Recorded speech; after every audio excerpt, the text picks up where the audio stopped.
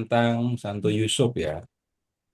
Ini ya untuk orang Katolik itu sudah jelas nama yang akrab di telinga dan kemudian ada banyak hal yang sebenarnya orang pengen tahu tentang Santo Yusuf, tetapi jawabannya sangat terbatas. Tapi sekali lagi, perannya di dalam gereja Katolik tidak bisa dipungkiri. Untuk contoh yang sederhana dulu, silahkan Bapak Ibu memperhatikan ini di paroki yang mengurus kematian. Kelompok ini atau yang bertugas disebutnya atau seringkali menggunakan nama Santo Yusuf kan ya. Nah, yang menjadi pertanyaan kan kenapa kok yang dipilih itu Santo Yusuf? Jawabannya Bapak Ibu, selama ini mungkin nggak bertanya, mungkin ada yang bertanya tapi nggak kejawab itu termasuk saya. Tapi kemudian kalau kita telusuri sejak di masa awal kekristenan ya, jawabannya itu kita temukan dalam sebuah kitab apokrif yang berjudul Sejarah Yusuf Tukang Kayu. Kemudian juga begini, Santo Yusuf itu di dalam gereja Katolik menjadi pelindung bagi orang-orang yang mau meninggal. Kenapa kok begitu? Jawabannya tidak bisa kita temukan di dalam kitab suci. Jawabannya itu kita temukan di dalam ini buku sejarah Yusuf Tukang Kayu itu juga. Nah, kemudian begini, ingat kembali, kitab-kitab apokrif itu memang tidak diakui sebagai kitab suci. Tidak bisa dijadikan dasar untuk pedoman pengajaran iman, tidak juga dibacakan di dalam liturgi. Tetapi ada hal-hal yang tetap digunakan, tetap dijaga di dalam gereja Katolik. Di pertemuan yang lalu kita sudah belajar tentang satu kitab, Protoevangelium Yakobus. Tidak pernah dibacakan di dalam kitab suci, bahkan banyak orang Katolik tidak pernah mendengar nama kitab itu. Tapi semua orang Katolik mengatakan bahwa ayah dari Maria itu namanya Yoakim, ibunya bernama Hana. Tapi kalau orang Katolik ditanya sumbernya dari mana? Nggak tahu, pokoknya kami pernah dengar katanya begitu. Kalau ditelusuri terus sampai ke awal, ketemunya ada di kitab Protoevangelium Yakobus itu. Nah, jadi sekali lagi, tidak dianggap sebagai sumber pengajaran iman, tidak dibacakan di dalam liturgi, tetapi ada unsur-unsur, ada hal-hal di dalam Injil-Injil atau kitab-kitab apokrif ini yang tetap digunakan di dalam gereja, gitu ya. Nah, tentang Santo Yusuf, kalau kita membaca Alkitab, itu kita hanya bisa tahu dari kisah masa kanak-kanak Yesus yang di Injil Matius dan di Injil Lukas ya. Nah, tentang hal ini Bapak Ibu sudah biasa mendengar dan kemudian Bapak Ibu juga tahu kalau di dalam dua kitab ini, mau Matius mau Lukas, tidak satu patah kata pun yang diucapkan oleh Yusuf tercatat di dalam dua Injil ini. Ya, nggak ada satu patah kata pun. Tetapi dari yang dikerjakan oleh Yusuf, kita bisa tahu Yusuf itu orangnya seperti apa. Nah, karena kurangnya kisah-kisah di dalam Injil itu, kan banyak orang yang kemudian pengen tahu. Nah, ada beberapa hal yang ya kita bisa temukan jawabannya di dalam kitab-kitab apokrif. Jadi seperti yang saya sampaikan, kita akan lihat eh, dua kitab apokrif malam ini ya. Di pertemuan yang lalu kita sudah melihat Injil Evangelium Yakobus, kita melihat peran Yusuf di situ, dan kita sekarang akan melihat lebih dulu ya Injil masa kanak-kanak Thomas. Beda dengan Injil Thomas ya. Kalau Injil Thomas itu isinya ucapan-ucapan Tuhan Yesus. Tetapi kalau Injil masa kanak-kanak Thomas, itu isinya adalah ya kisah tentang masa kanak-kanak Yesus.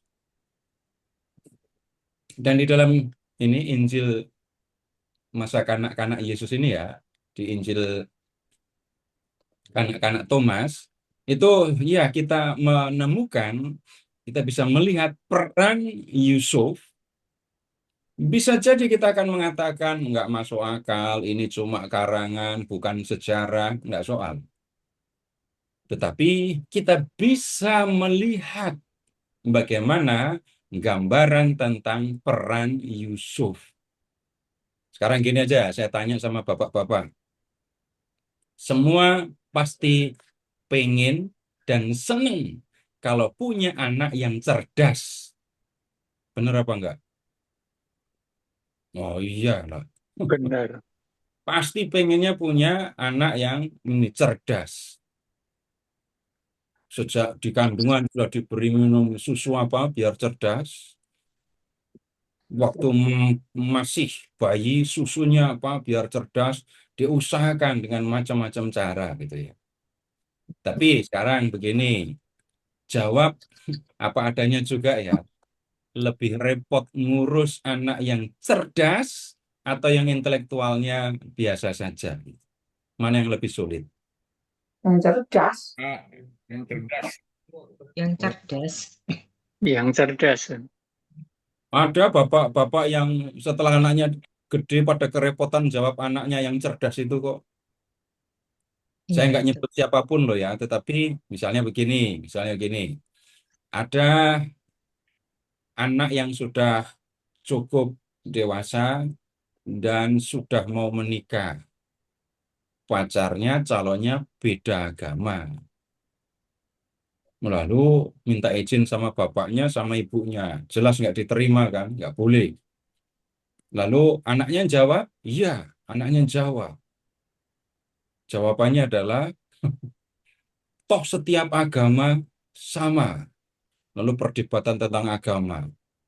Banyak anak yang bisa memenangkan perdebatan dan membuat bapaknya kalau nggak marah diam. Itu doa yang dikabulkan. Anaknya cerdas sekali kan, sampai bapaknya yang jawab aja nggak bisa. Sementara si ibu mendengar anaknya ngomong dan sudah ngeyel seperti itu, hanya bisa mengelus dada dan menangis. Wah, ini anaknya cerdas bener. Tapi tunggu dulu, itu yang saya maksudkan hanya untuk contoh. Bicara dengan anak yang cerdas itu bisa sangat merepotkan dalam banyak hal, bukan hanya dalam hal ini mau menentukan calon sebelum menikah.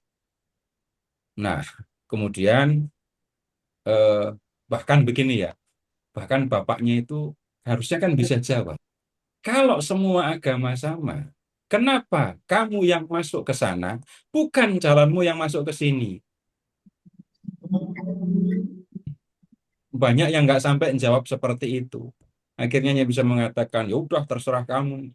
Pokoknya Bapak nggak setuju. Nah, itu hanya contoh sekali lagi ya, menjawab anak yang cerdas.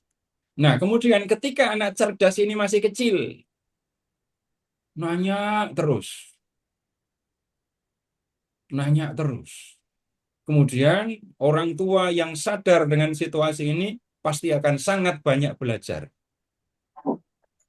Orang tua yang merasa direpotkan, lalu bisa membentak anaknya, nggak usah nanya-nanya lagi.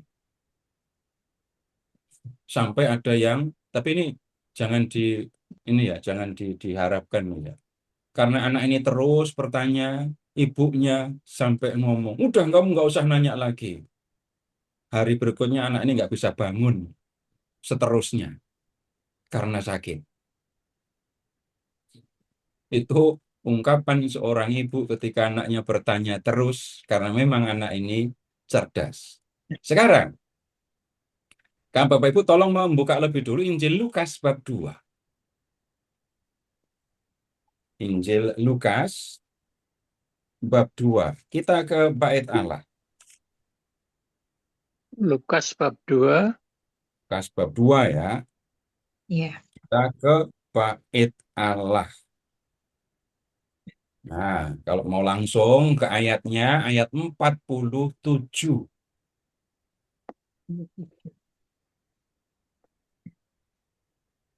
Iya, sudah Pak. Ya, sudah ketemu? Lukas 2 ayat 47. Apa yang dikatakan di situ? Semua Dan orang semua orang mendengar. Ia sangat heran akan kecerdasannya dan segala jawab yang diberikannya. Jelas disebut Yesus yang umur 12 itu cerdas kan ya. Sekarang kalau saya tanya kepada Bapak Ibu, sejauh Bapak Ibu memperhatikan mengurus anak, anak itu mulai tampak kecerdasannya waktu umur berapa? Anak itu 6 mulai tahun. cerdas. sudah 6. bisa bicara segitu. Kapan? 6 tahun. Iya. 6 tahun. Waktu mulai bisa ngomong, Bisa mulai ngomong, tanya, saya. Dia bisa ngomong sudah kelihatan. Iya. nanya terus. Banyak terus. Nah, kemudian ini Yesus umur 12 ya. Jadi kita bisa mundur ke belakang ketika Yesus masih lebih kecil dari umur 12. Nah, masalahnya adalah Yesus bukan hanya cerdas.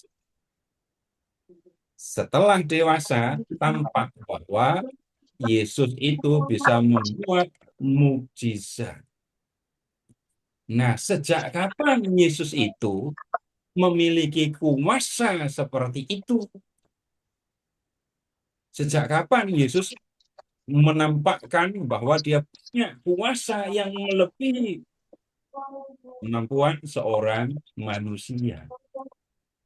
Waktu perjamuan Jadi, juga enggak? jadi ini ada dua yang kita perlu perhatikan dalam kehidupan ini ya, anak-anak Yesus ya. Satu, tentang kecerdasannya. Dua, tentang kuasa ilahi yang ada di dalam dirinya. Nah, kemudian hal yang seperti ini Bapak Ibu kita akan lihat di dalam Injil masa kanak-kanak Thomas. Jadi kalau melihat penulisannya ini belum jauh dari zaman para rasul. Jadi penulisannya antara tahun 140 sampai dengan tahun 170. Belum jauh dari zaman para rasul ya. Nah, kemudian begini, kitab ini menyampaikan kisah tentang kehidupan kanak-kanak Yesus dari umur 5 sampai dengan umur 12. Lalu yang akan tampak itu adalah bagaimana Pak Yusuf punya peran. Nah, sekarang kitab ini dimulai dengan satu mukjizat yang dikerjakan oleh Tuhan Yesus. Waktu masih umur 5. Umur 5 buat mukjizat. Saya menduga di antara Bapak Ibu banyak yang tahu mukjizat ini. Yesus berumur 5 tahun. Setelah hujan, ia bermain di penyeberangan sungai yang mengalir. Lalu ia mengaduk air yang kotor itu dan mengumpulkannya menjadi kolam-kolam, lalu menyucikannya dan menjadikannya kolam-kolam yang baik dengan mengaturnya hanya dengan perkataan, bukan dengan perbuatan. Kemudian, setelah mengambil tanah liat yang lunak, ia membentuk 12 burung pipit. Jadi tanah liat dibentuk menjadi seperti burung pipit. Nah, ketika Yesus melakukan hal ini, ada banyak anak yang melihat. Tetapi ini dilakukan oleh Yesus pada hari Sabat. Nah, kemudian ada seorang sudah dewasa ini ya, lewat melihat Yesus bersama dengan anak-anak itu. Kemudian orang ini lapor kepada Pak Yusuf. Lapor kepada Pak Yusuf. Dia mengatakan, Yesus membuat burung dari tanah liat, dan ini tidak diperbolehkan pada hari Sabat. Ini biarpun anak kecil umur 5 tahun sudah diurusi tentang pelaksanaan Sabatnya ya, ini yang ekstrim. Nah, kemudian Pak Yusuf mendengar itu, lalu menemui Yesus yang kecil. Lalu bertanya, mengapa kamu melakukan hal seperti ini pada hari Sabat? Nah, apa yang kemudian dilakukan oleh Yesus? Yesus bertepuk tangan, ya, dan kemudian berseru kepada patung tanah liat yang berwujud burung-burung pipit tadi ya. Lalu Yesus bilang begini, pergilah, terbanglah seperti makhluk hidup.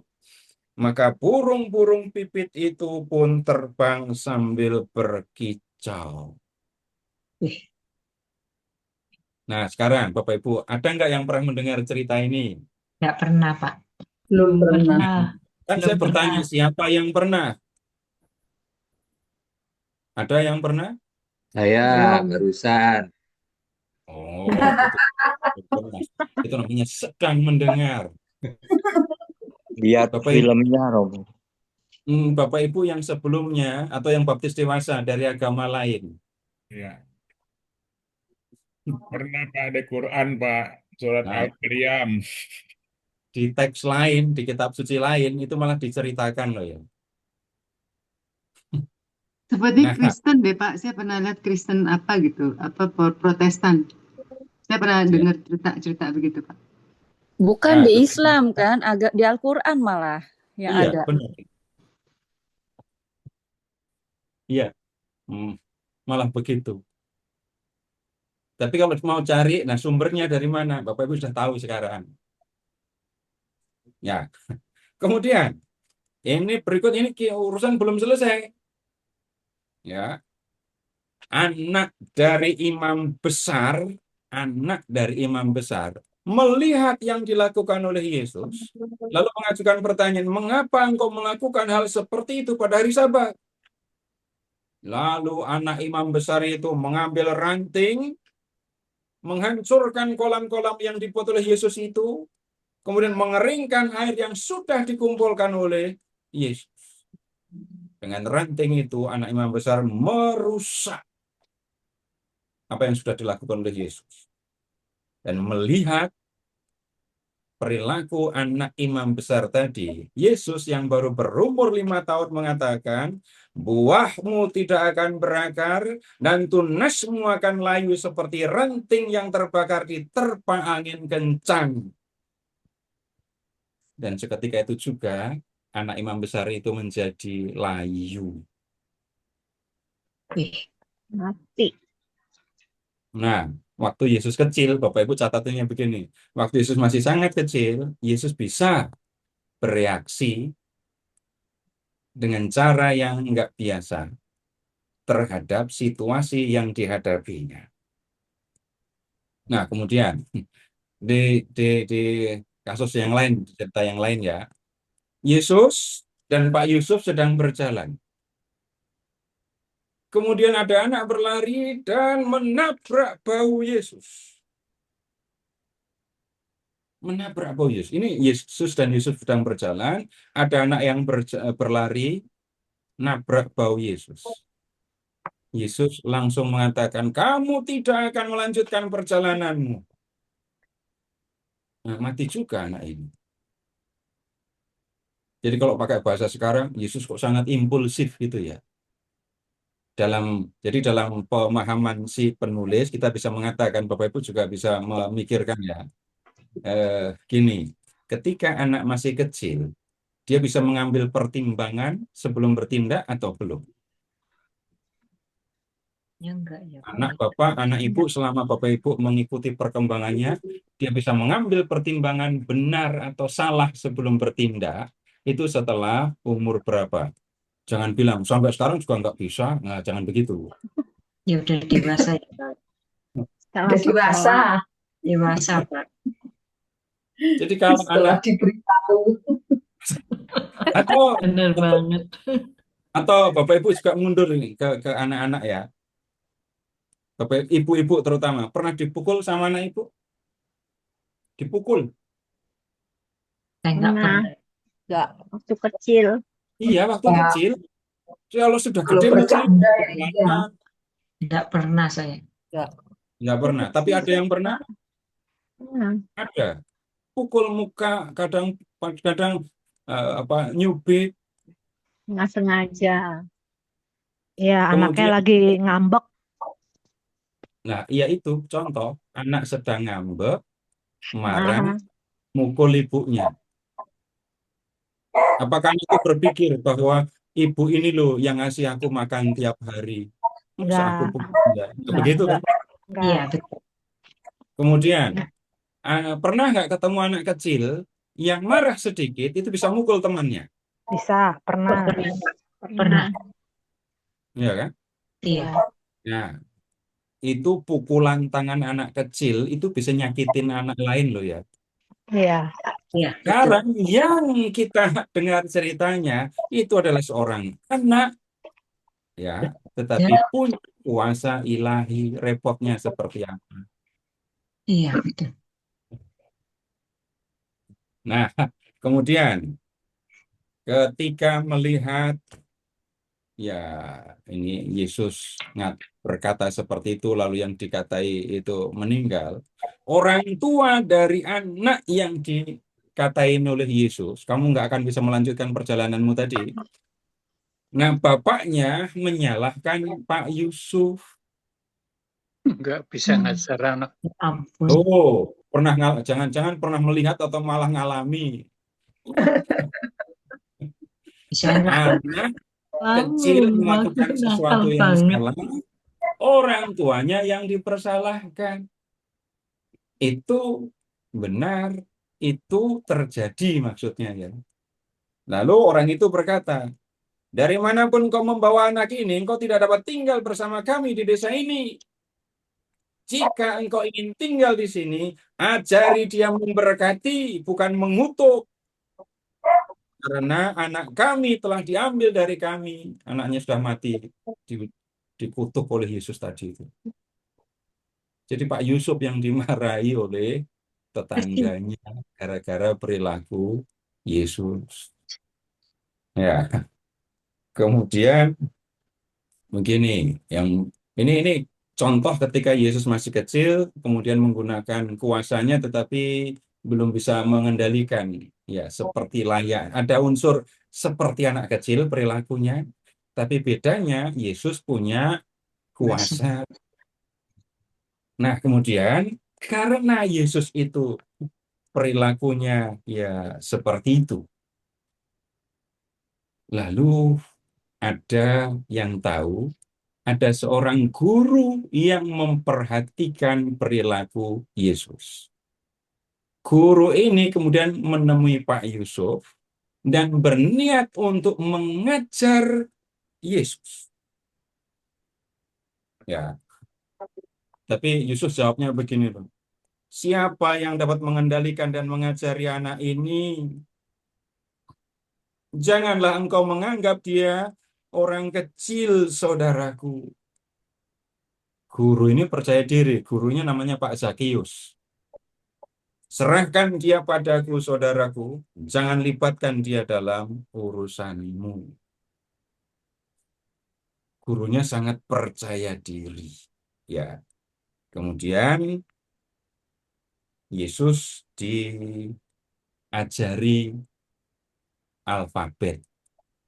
Karena teksnya atau kisah ini ditulis dalam bahasa Yunani, maka alfabetnya ya sungguh-sungguh alfabet.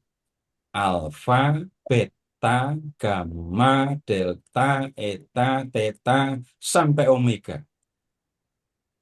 Gitu ya. Jadi ya Yesus belajar kepada guru itu. Tapi kemudian gini, eh, kita lihat adegannya begini. Yusuf memegang tangan atau menggandeng Yesus kecil, lalu membawanya ke sekolah, ke tempat Pak Zakeus tadi. Guru itu kemudian membujuk Yesus, membawa Yesus masuk ke sekolah. Lalu Pak Guru mulai menulis alfabet. Ya. Kemudian mengajak Yesus untuk mengucapkan huruf demi huruf. Tapi Yesus diem saja. Sampai guru itu kesal lalu memukul kepala Yesus. Nah, Bapak, Ibu pernah melihat temannya dulu dipukul guru? Nah, Pernah. Atau malah pernah Pernah. dipukul? Sering. Nah, terutama anak yang bandel, Pak. itu model pendidikan sampai tahun 80-an masih ya. Iya. Iya. Bayangkan kalau abad pertama, itu biasa.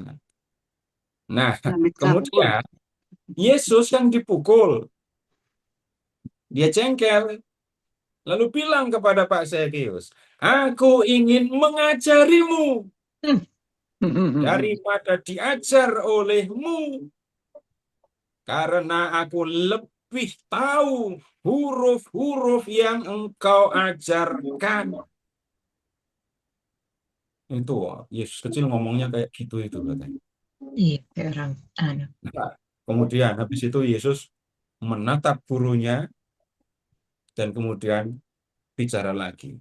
Jika Anda tidak mengetahui hakikat alfa, bagaimana mungkin Anda dapat mengajarkan beta? Ini anak TK mana yang bisa ngomong kayak gini kan? Ya, betul, Pak. Ya, orang dewasa. Nah, ini ilustrasi tentang Yesus yang cerdas. Sampai gurunya Pak Zakeus meratap, "Singkirkan dia dariku, saudaraku, karena aku tidak tahan dengan tatapannya dan juga kejelasan kata-katanya. Anak ini sama sekali bukan dari bumi. Dia bahkan bisa menjinakkan api. Mungkin anak ini sudah ada sebelum penciptaan dunia. Rahim seperti apa yang melahirkannya? Ibu seperti apa yang membesarkannya? Aku tidak tahu. Celakalah aku, saudaraku." Nah, ini ungkapan yang juga sering kita temukan di antara para orang tua ya. Kalau melihat anak yang pinter, anak yang istimewa, ada nggak yang pernah mendengar orang kemudian komentar, anak ini dulu waktu kecil makanannya apa ya? Oh iya, pernah, Pak. Iya, tuh sering kali denger. Iya. Kemudian kalau anaknya kayak gini, orang tuanya seperti apa ya? Nah, ungkapan seperti itu Bapak Ibu yang kita temukan di dalam teks ini tadi. Nah, kemudian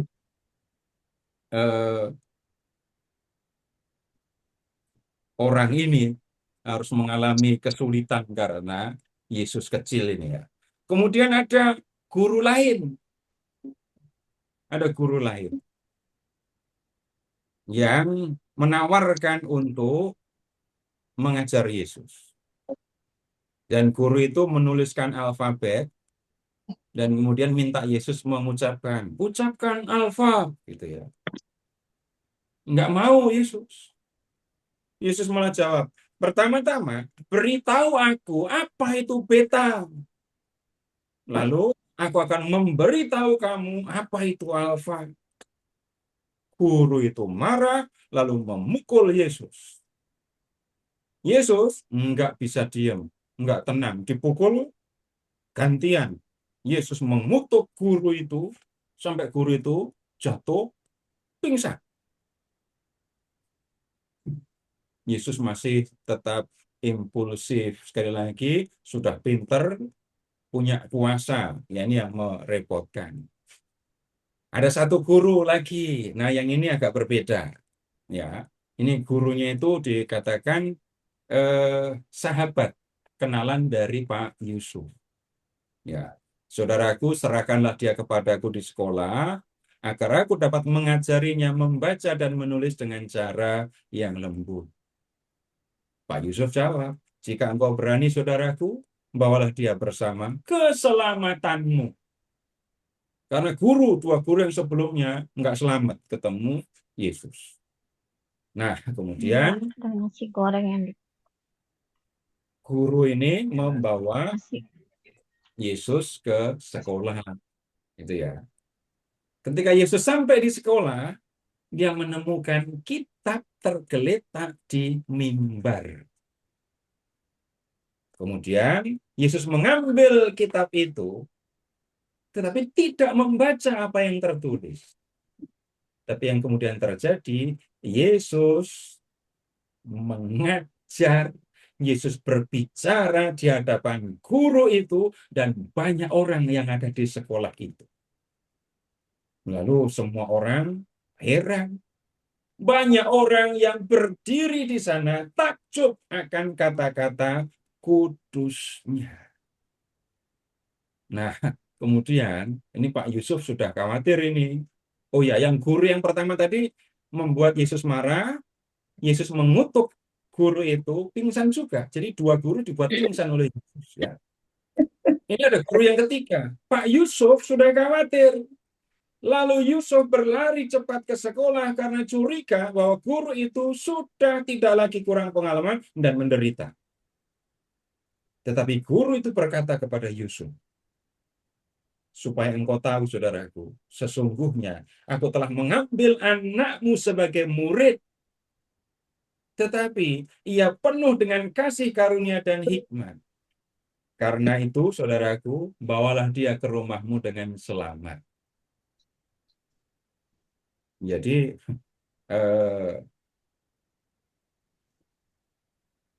guru ini mengaku ya, aku telah mengambil anakmu sebagai murid, tetapi ia penuh kasih karunia dan hikmat. Jadi guru ini nggak marah kepada Yesus, tapi mengakui hikmat Yesus.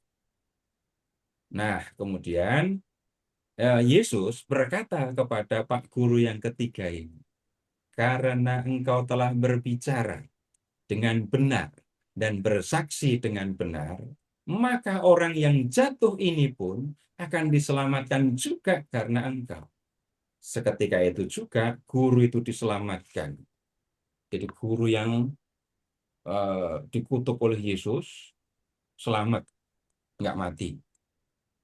Bapak Ibu, kita tidak menemukan detailnya ya. Guru yang pertama, kedua, ketiga itu jaraknya berapa, lalu guru pertama, kedua itu pingsan berapa lama, kita tidak menemukan. Yang kita bisa lihat, karena guru yang ketiga mengakui Yesus, pengakuan ini menyelamatkan guru yang pertama dan kedua. Nah, kemudian dalam perjalanan waktu, Yesus mulai tumbuhkan dan mulai bisa menggunakan kuasanya untuk hal yang positif, hal yang lebih baik. Maksud ini ceritanya juga mukjizat. Kita lihat sekarang begini. Yesus sedang bermain dengan teman-temannya, sesama anak-anak, di ruangan di lantai atas. Salah seorang anak yang bermain dengan Yesus itu jatuh dan mati. Ya, anak-anak lain melihat hal itu, lalu masuk ke rumah dan rumah mereka masing-masing ya, dan mereka meninggalkan Yesus sendirian. Jadi seolah-olah yang bermain hanya satu anak yang jatuh dan mati itu dan Yesus. Temannya pada pergi semua. Lalu datanglah orang tua anak yang telah meninggal itu dan menuduh Yesus. Katanya, engkau telah menjatuhkan anak kami. Namun Yesus berkata, aku tidak mendorongnya. Dan mereka mengamuk dan berteriak-teriak. Yesus turun dari atap dan berdiri di samping mayat itu. lalu berseru dengan suara keras. Zeno, Zeno, itu nama anak yang jatuh tadi ya. Bangunlah dan katakanlah apakah aku telah mendorongmu. Lalu Zeno, anak yang mati itu bangkit. Lalu bilang, tidak Pak, gitu. Nah, kemudian lalu Yesus berkata kepadanya, udah tidurlah. Ini Yesus nggak nakal.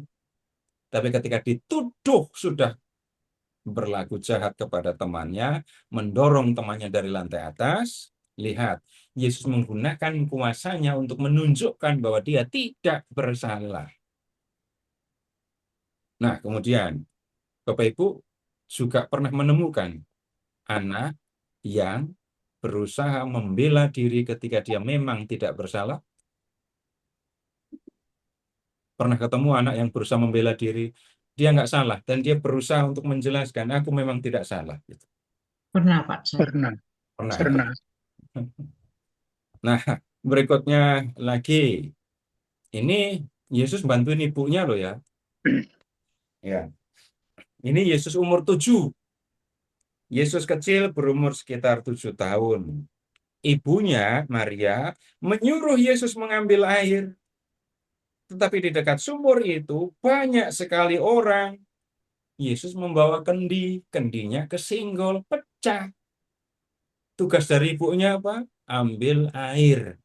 Kendi pecah.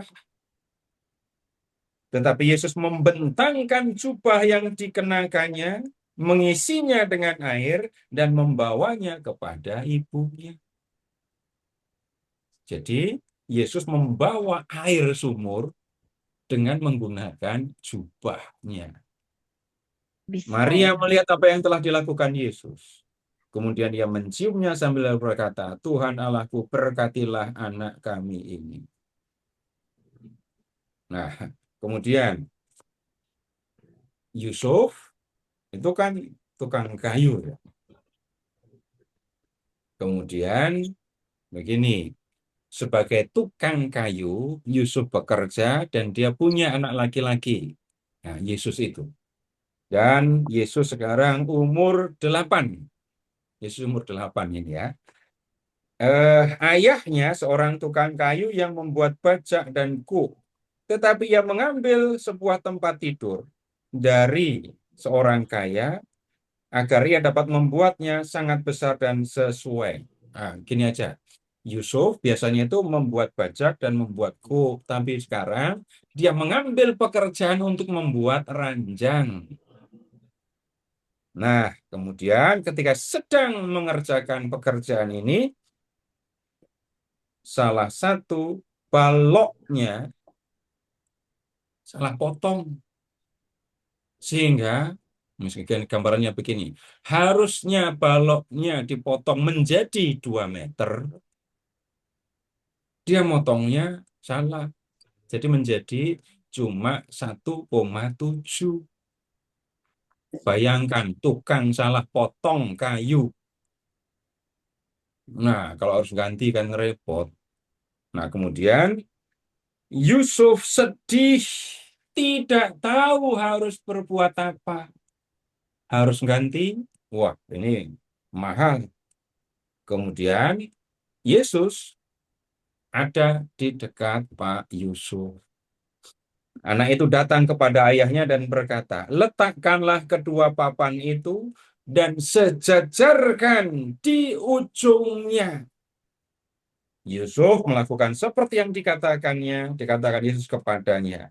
Dan Yesus berdiri di ujung lain dan mengambil papan yang pendek itu lalu merentangkannya.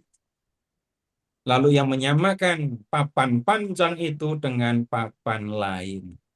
Ini salah potong kayu, kependekan. Dan kemudian Yusuf bingung, sedih. Kalau harus mengganti, tidak bisa rupanya.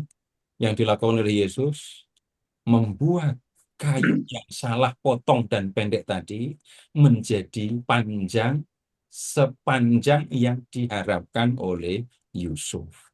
Sehingga kedua papan atau balok itu yang tadinya panjang pendek sekarang sama panjang.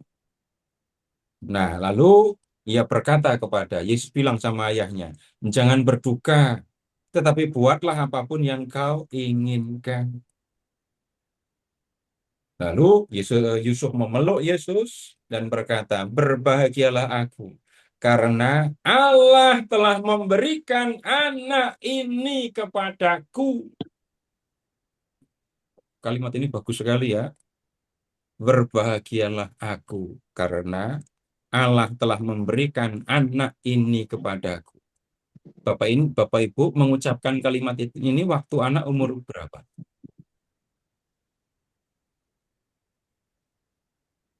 Baru lahir, Pak. Baru lahir. Umumnya ya kalau pas itu Pak, anak tersebut berbakti sama orang tua. Ini Biasanya ini baru anak mama gitu. ya. Ketika Tunggu. rapotnya bagus. Pas lagi Yang- lucu-lucunya. Yang tolong Bapak Ibu dan kita semua perhatikan, berbahagialah aku, karena Allah sudah memberikan anak ini kepadaku. Dalam kisah Yesus dan Yusuf ini tadi, Yesus menolong Yusuf dalam pekerjaan. Yusuf sedang sedih karena gagal, dan kemudian karena salah tadi ya, dan kemudian Yesus datang membuat Yusuf nggak sedih lagi. Nah, Bapak Ibu boleh periksa sendiri-sendiri ya, nggak usah cerita-cerita, nggak usah diomong-omongkan. Kapan Bapak Ibu mengatakan kepada Tuhan, terima kasih Tuhan, Kau sudah memberikan anak ini kepadaku. Ya, Kenapa terutama aku harus berterima kasih kepada Tuhan? Bapak Ibu sendiri yang tahu. Iya. Saya, Bapak Ibu, belum tentu, sekali lagi ya, belum tentu urusannya adalah nilai bagus. betul. Belum tentu urusannya itu soal yang bisa dikatakan soal-soal yang apa ya, ragawi, manusiawi, duniawi. Bapak Ibu jangan-jangan ketemu yang lebih dalam dari itu. Ada banyak orang tua yang jadi mau ke gereja hanya gara-gara anaknya mau komunion pertama kok. Ada nggak? Pernah ketemu apa enggak? Karena nggak mungkin saya melepaskan anak saya pergi untuk pelajaran komunion ikut misa sendirian karena rumah jauh, anak perempuan lagi. Ya, bapaknya jadi bangun dan ikut ke gereja. Nah, nggak ada urusan dengan prestasi di sekolah kan? Soal sederhana.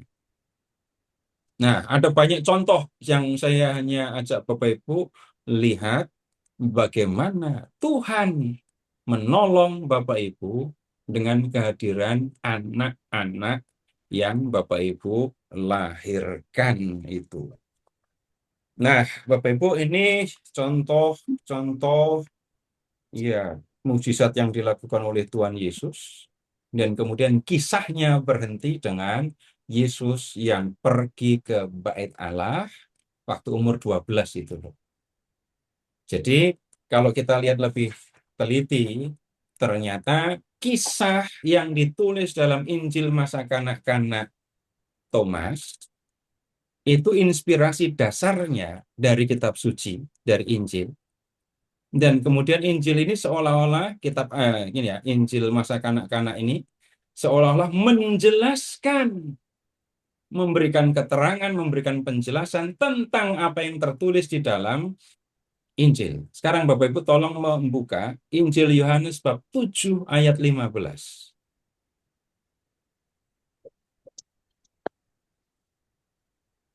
Yohanes bab 7 Yohanes berapa, Pak? 7. ayat 15. Yohanes 7:15. Ya, apa yang Maka tertulis? heranlah orang-orang Yahudi dan berkata, bagaimanakah orang ini mempunyai pengetahuan demikian tanpa belajar? Paham maksudnya? Orang-orang Yahudi melihat Yesus. Ini orang ini kok bisa ngerti banyak, padahal dia tidak belajar. Tidak pergi ke sekolah. Tidak belajar seperti para rabi, gitu maksudnya. Tapi pengetahuan Yesus itu lebih dari orang-orang yang ada pada zamannya. Jadi sekarang kita lihat sejenak.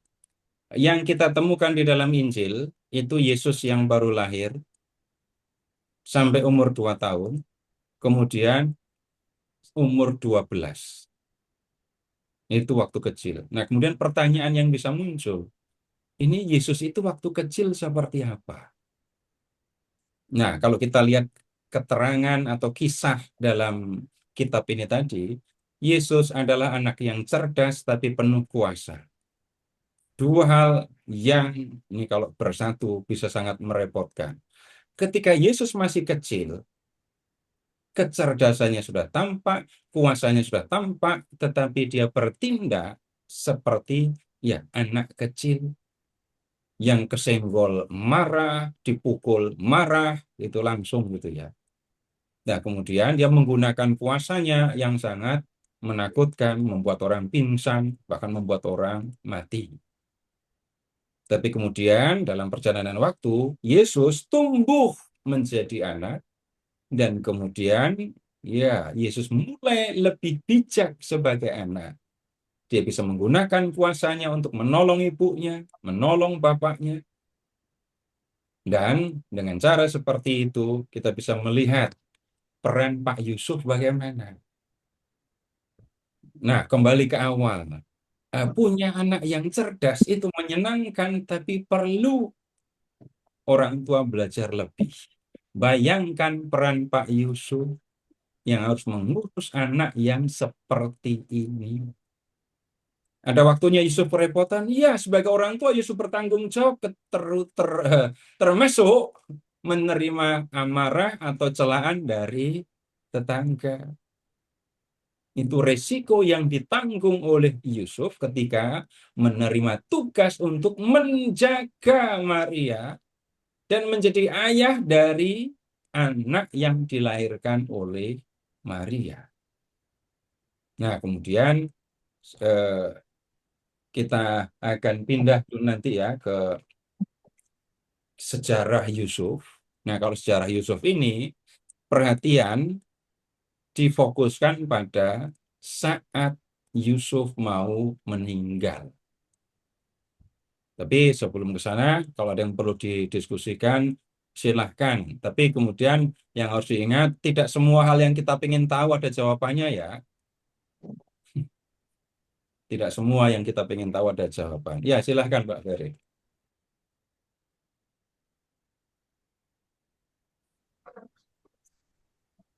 Belum dibuka Pak Ferry. Ya, mohon maaf.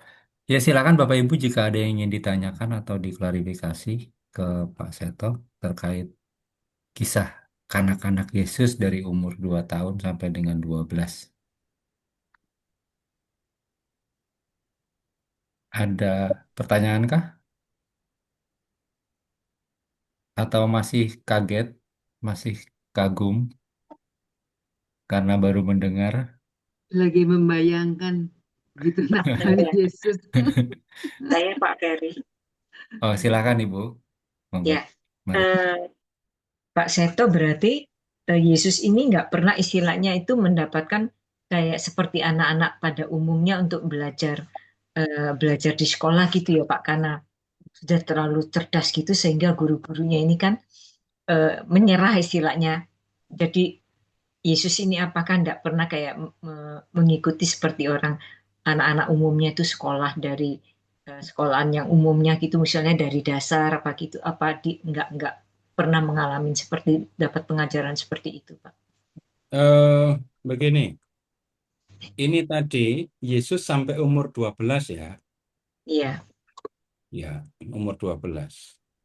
Kemudian kalau kita memperhatikan tradisi Yahudi,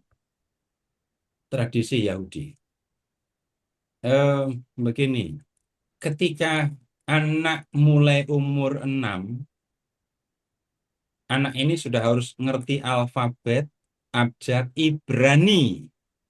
Ibrani ya. Kemudian umur 6, bapak mengajar anak membaca Taurat. Bapak ngajarin anaknya baca Taurat. Umur 6 sudah mulai.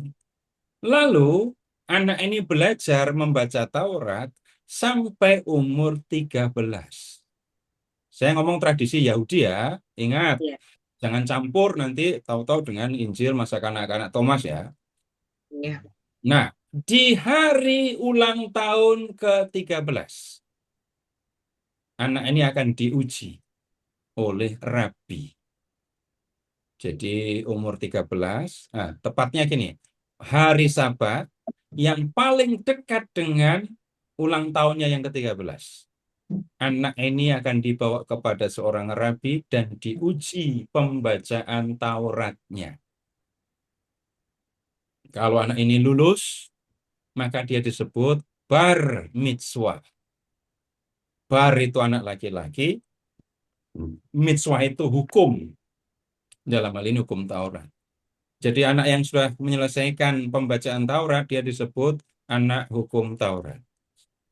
Kalau anak ini ingin menjadi rabi, maka dia harus pergi kepada seorang rabi. Sampai umur kira-kira 22. Jadi lumayan ya, umur 13 sampai 22. 9 tahun, Kalau nggak belajarnya. 19 tahun. 9 tahun. 9 tahun hanya belajar hukum Taurat. Ya, hukum Taurat lisan, hukum Taurat tertulis ya. Tapi belajar. Nah, seorang rabi itu tidak boleh menerima honor dari mengajar kitab suci. Maka seorang rabi harus belajar profesi pekerjaan yang bisa mendatangkan uang. Mau jadi penjahit, pedagang, tukang kayu, tukang batu, potong batu, ukir batu, itu dua pekerjaan yang berbeda, dan lain-lain.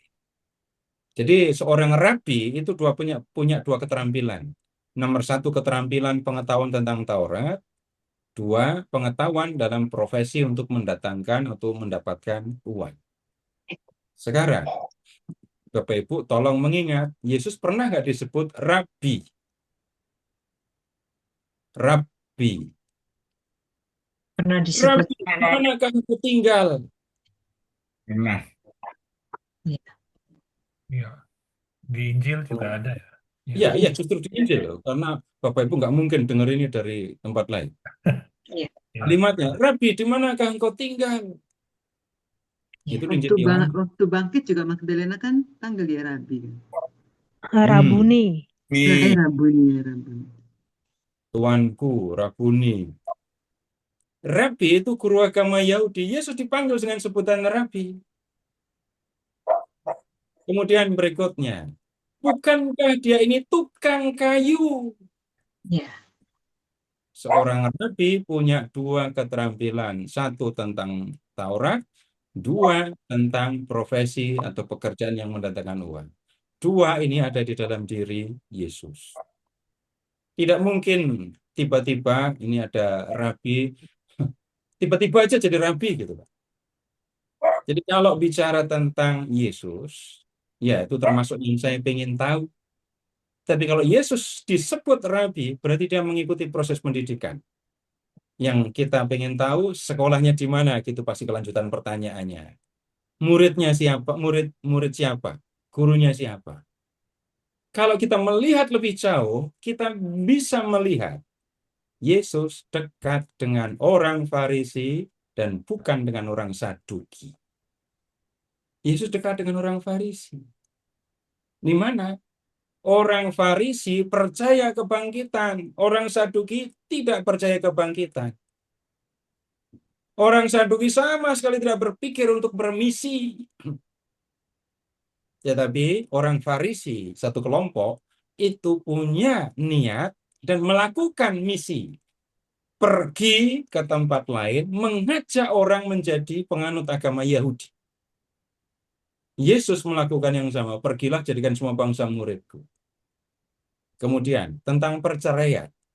Yesus dekat dengan ajaran rabi besar namanya Syamai. Dekatnya bagaimana? Yesus tidak mengizinkan, tidak membenarkan perceraian. Rabi Syamai juga tidak membenarkan perceraian. Kemudian yang lain lagi. Para rabi dari kalangan Farisi itu merumuskan ringkasan hukum Taurat itu bunyinya begini. Segala sesuatu yang kamu tidak sukai, jangan lakukan kepada orang lain. Segala sesuatu yang kamu tidak suka, jangan lakukan kepada orang lain. Yesus merumuskan dengan cara yang sebaliknya, positif. Segala sesuatu yang kamu kehendaki supaya orang perbuat kepadamu, perbuatlah demikian kepada mereka. Itulah isi hukum Taurat dan kitab para nabi.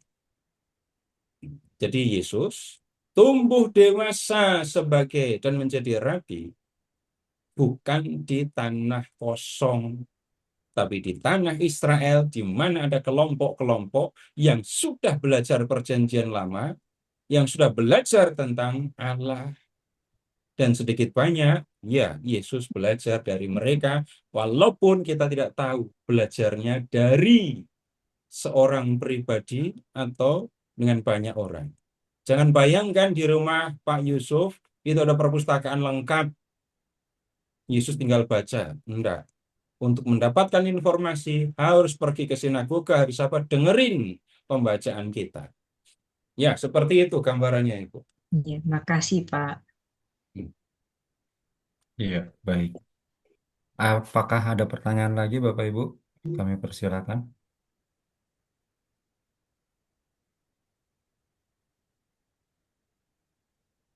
Sepertinya tidak ada, Pak Seto. Baik, kalau nggak ada, Pak kita... Ferry, Oh, nanya dong. sebentar, Pak. Boleh, silakan. Ya, pas.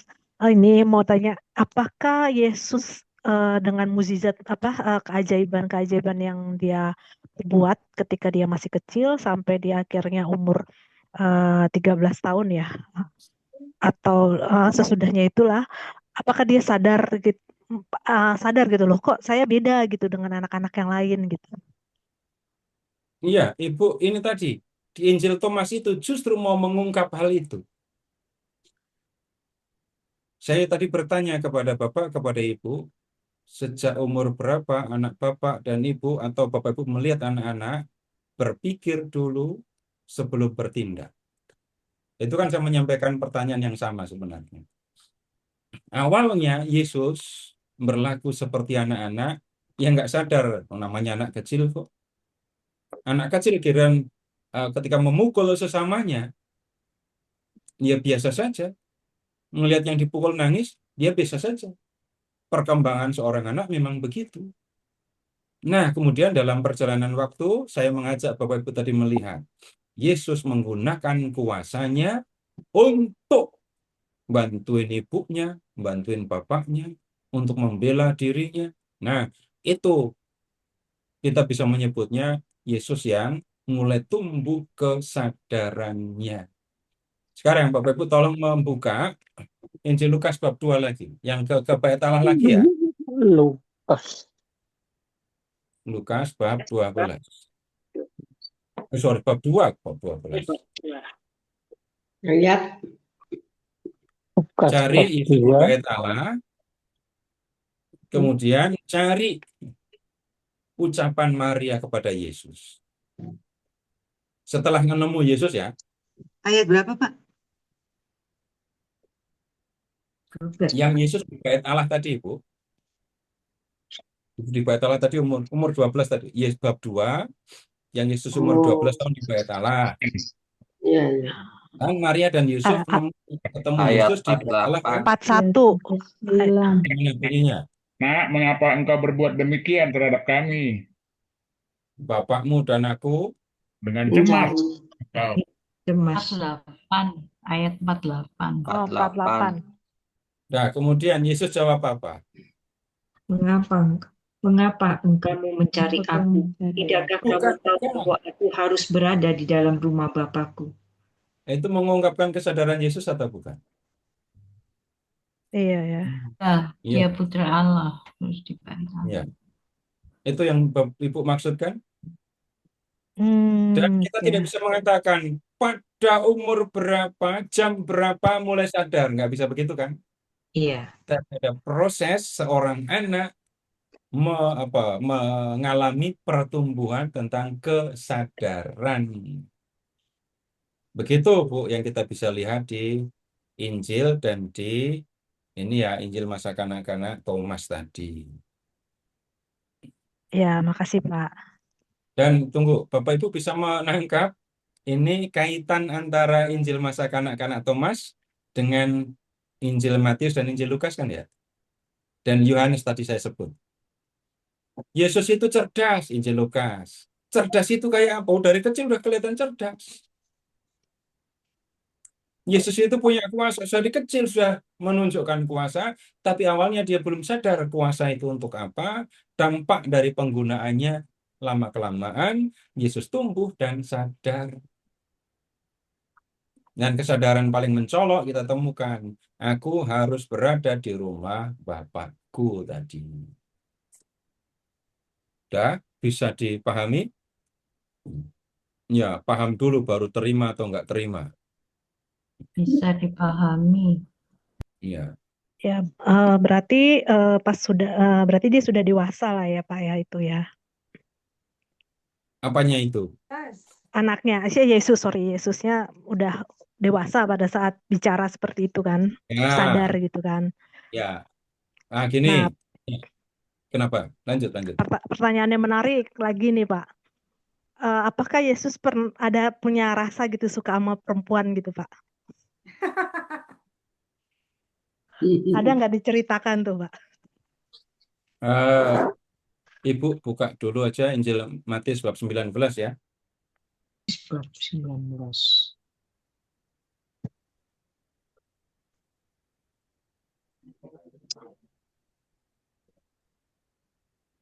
Ayat berapa, Pak? Lihat ke ayat 12. Ya, 12 saja.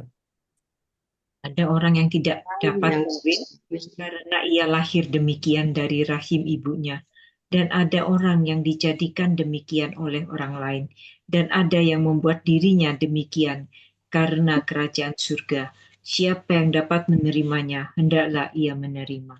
Maksudnya gimana ini? Perhatikan, ada orang yang nggak kawin, Iya, nggak beristri.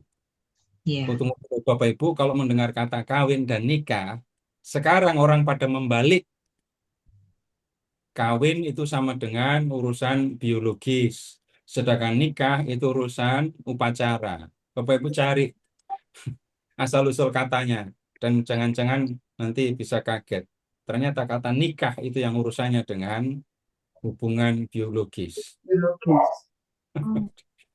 Lalu banyak yang takut untuk mengatakan sakramen perkawinan, diganti sakramen pernikahan. Sejak kapan coba? Yesus menghadiri pesta perkawinan di Kana.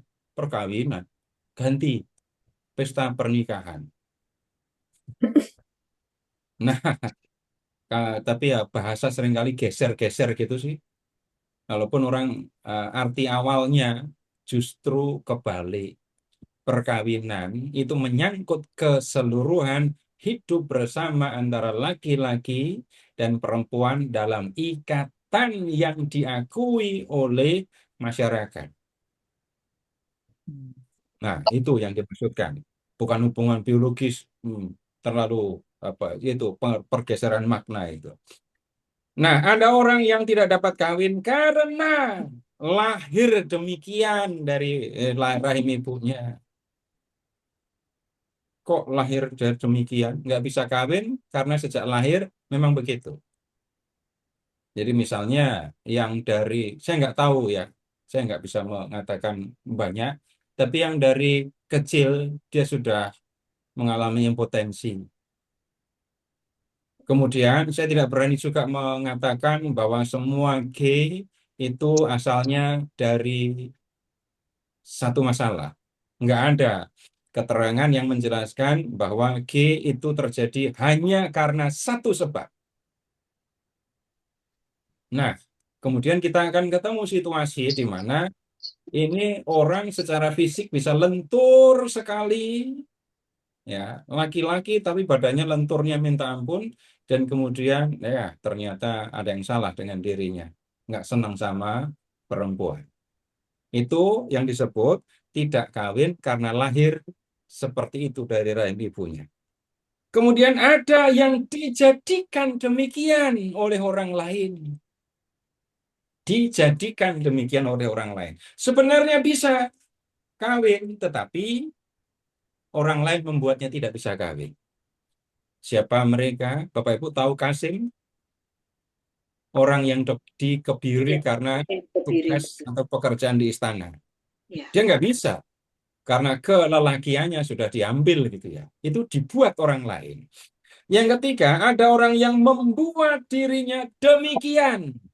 Membuat dirinya tidak kawin. Karena kerajaan surga. Nah, yang ketiga ini, orangnya secara pribadi, secara fisik, psikis, dan seterusnya bisa. Nggak ada masalah. Tetapi dia membuat dirinya tidak kawin demi kerajaan Allah. Nah, kemudian kita melihat Yesus. Yesus termasuk yang membuat dirinya. Ya, ketinggalan tadi Injil apa, Pak?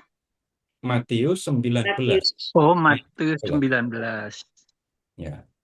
Jadi Yesus membuat dirinya tidak kawin demi kerajaan Allah. Hidup Yesus hanya untuk kerajaan Allah.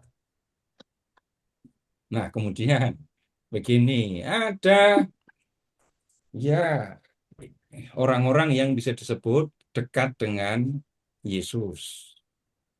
Di sekitar Yesus ada perempuan, ada. Nah, ibunya perempuan. Kemudian kalau Bapak Ibu membaca Injil Lukas bab 8, banyak perempuan di sekitar Yesus dan mereka rela mengeluarkan harta benda mereka untuk membantu karya Yesus. Nah, kemudian untuk mengatakan Yesus punya kecenderungan, punya keinginan terhadap perempuan atau tidak, bagaimana menjawabnya coba?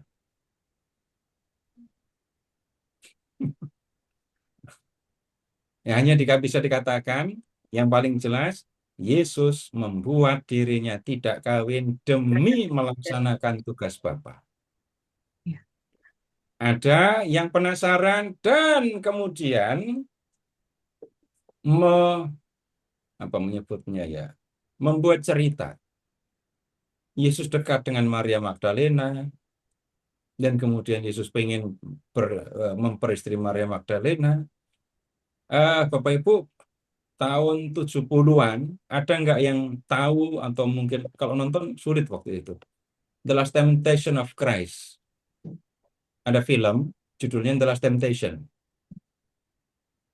Ketika film ini muncul, diprotes di sana-sini. Kenapa? Waktu Yesus di kayu salib, Yesus membayangkan dia punya istri, Maria Magdalena. Dan kemudian sampai punya anak, kemudian para rasul hidup sampai tua. Itu cobaan terakhir Yesus disalib, kata penulisnya. Dan kisah ini, kisah cerita film ini ya, itu diambil dari Injil Filipus. Repot lagi ini. Ya, saya tidak akan membahas Injil ini karena isinya enggak diambil oleh gereja. Yesus senang dengan Maria Magdalena. Saya enggak memperhatikan detailnya ya, apakah sampai menjadi istri atau hanya sampai senang saja.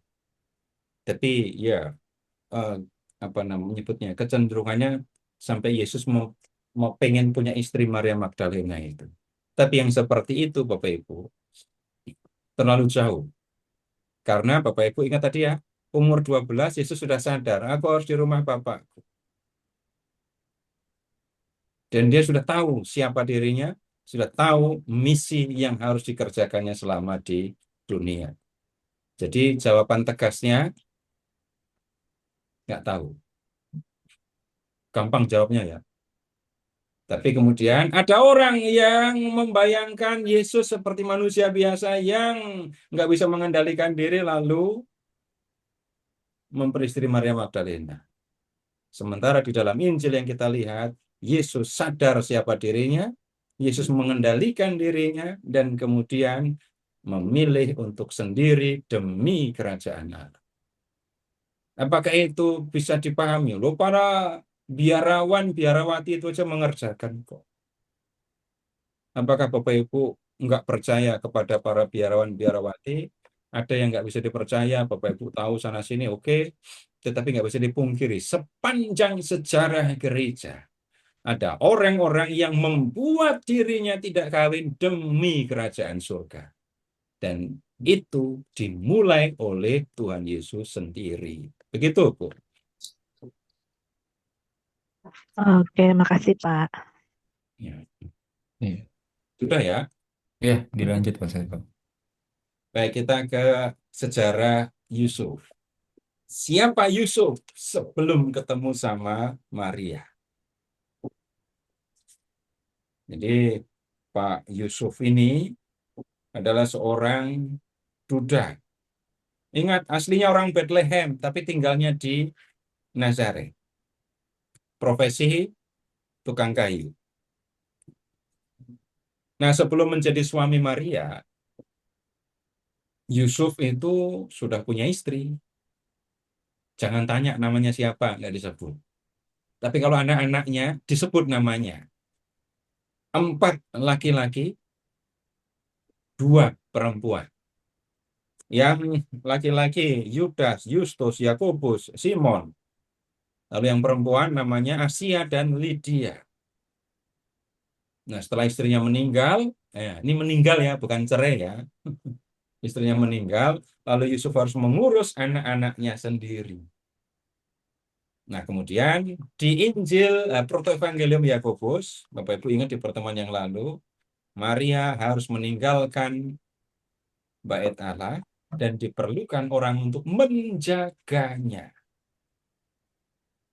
Nah, kemudian Yusuflah yang terpilih menjadi penjaga Maria.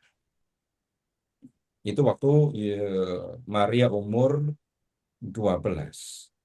Jadi Yusuf dipilih menjadi pelindung Maria dan Yusuf membawa Maria ke rumah Yusuf. Yusuf membawa Maria ke rumahnya.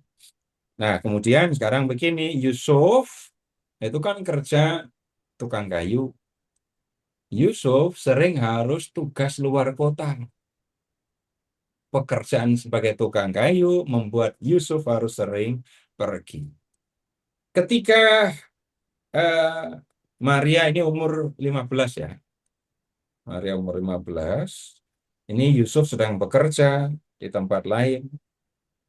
Dan kemudian Maria menerima tugas dari malaikat. Dan sesudah itu Maria mengandung kan. Ketika Yusuf pulang, melihat Maria mengandung. Wah, ini Yusuf takut, sedih, dan kemudian dia berpikir bagaimana ya menceraikan atau memisahkan Maria secara diam-diam supaya Maria tidak diperiksa oleh para imam.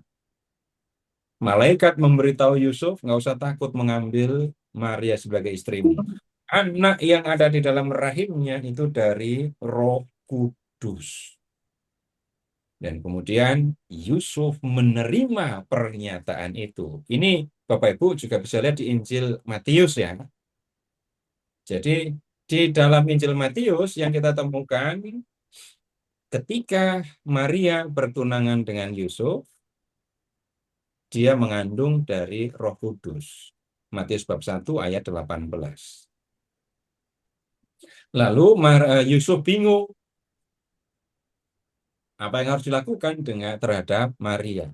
Ketika sedang bingung terus sampai malam, malaikat menjumpai Yusuf. Nah, ini kisah Yusuf ini diceritakan, "Duh, kok bisa ya? Katanya sudah bertunangan dengan Yusuf, tinggal di rumah bersama Yusuf. Kok ketika Maria menerima tugas dari malaikat, Yusuf kok nggak ada, kok nggak lihat?" Nah, kitab ini menjelaskan Yusuf ada di luar kota untuk mengerjakan tugas sebagai tukang kayu. Nah, kemudian begini, Yusuf kemudian kan menerima Maria. Nah, kemudian, nah ini kita langsung ke masa tuanya Yusuf ya. Ini bicara usia. Ketika menjadi suami Maria, Yusuf umur 90. Ketika meninggal, Yusuf berumur 111. 111 umurnya. Jangan tanya KTP dan akte kelahiran loh ya. Ini ada nilainya Bapak Ibu untuk menjelaskan tentang Maria. Tugas Yusuf adalah menjaga Maria. Status suami, tugas menjaga. Ingat kalau di pertemuan yang lalu saya katakan, ini bukan jodoh untuk Maria, ini adalah pelindung untuk Maria dan kemudian untuk Yesus ya. Nah, sampai umur 111, Yusuf itu badannya masih sehat, Bu. Giginya belum ada yang tanggal. Jadi ini sehat sekali. Tubuhnya sangat sehat, mata tidak rabun, tidak ada satu gigi pun yang tanggal. Tapi dia sudah merasa bahwa akhir hayatnya akan segera tiba. Jadi waktu umur 111 dia sudah ngerasa ya. Dan kemudian ini didukung oleh pernyataan dari malaikat. Seorang malaikat Tuhan memberitahukan kepadanya bahwa kematiannya sudah dekat. Karena takut akan kematian, maka kemudian tampak Yusuf ini bingung. Lalu apa yang dilakukannya? Dia pergi ke Yerusalem, masuk ke bait Allah, dan kemudian berdoa. Nah, doanya begini, saya ambil sebagian saya. Ini Yusuf setelah menyebut nama Tuhan, "Jika hari-hariku telah berakhir dan waktunya semakin dekat ketika aku harus meninggalkan dunia ini, ku mohon kepadamu, kirimkanlah malaikat Mikael yang agung, pangeran malaikat-malaikatmu yang kudus. Biarlah ia tinggal bersama aku, agar jiwaku yang malang dapat meninggalkan tubuhku yang menderita ini tanpa kesulitan, tanpa ketakutan, dan ketidaksabaran. Dan janganlah wajah malaikat yang ditunjuk sebagai penjagaku sejak hari kelahiranku berpaling dariku. Tetapi semoga ia menjadi pendamping perjalananku sampai ia membawaku kepadamu. Semoga wajahnya menyenangkan dan menggembirakan bagiku. Semoga ia menemani aku dalam damai." Perhatikan, janganlah wajah malaikat yang ditunjuk sebagai penjagaku sejak kelahiranku. Orang Katolik pasti tahu ini siapa. Siapa? Malaikat pelindung. Malaikat pelindung. Malaikat pelindung. Jadi keterangan tentang malaikat pelindung lo kita temukan di sejarah Yusuf. Nah, kemudian ini doa Yusuf ketika dia diberitahu dia akan mati ya. Kemudian setelah itu Yusuf pulang ke Nazaret. Lalu dia terserang penyakit dan harus berbaring di tempat tidur. Ya. Kemudian begini, ada ringkasan tentang kisah Yusuf. Ia hidup 40 tahun tanpa menikah. Setelah itu istrinya tetap berada di bawah perawatannya selama 49 tahun. 40 tahun tambah 49 tahun. Dan kemudian ia meninggal. Istrinya ya, istri pertama. Dan setahun setelah kematiannya, Maria dipercayakan kepadanya. Ya, 40 tambah 49 tambah 1. 90. 90 kan. Jadi Maria umur 12, Yusuf umur 90. Dipercayakan kepadanya oleh para imam agar ia merawatnya sampai waktu pernikahannya. Ia tinggal di rumah Yusuf selama 2 tahun. Dan pada tahun ketiga tinggalnya bersama Yusuf, pada usia 15 ia melahirkan Yesus. Oh, ini lengkap keterangannya, bukan 16 ya, 15. Waktu umur 15 dia melahirkan Yesus. Kemudian ini ada keterangan seperti itu di dalam kisah sejarah Yusuf ini ya. Nah, kita kembali sekarang ke ini masa akhir hidup Yesus. Pada dini hari, tanggal 26 bulan Abib, Yusuf terbaring di tempat tidurnya, menghembuskan nafas terakhirnya. Tapi belum mati ini, tunggu dulu, cerita belum selesai. Karena Yusuf masih meratap. Karena itu ia membuka mulutnya dengan banyak desahan, memukul-mukul tangannya satu sama lain, dan kemudian dia berkata begini, celakalah hari kelahiranku, celakalah rahim yang melahirkan aku, celakalah perut yang menerimaku, celakalah dada yang menyusui aku, celakalah kaki yang menopangku, dan seterusnya isinya ratapan seperti itu.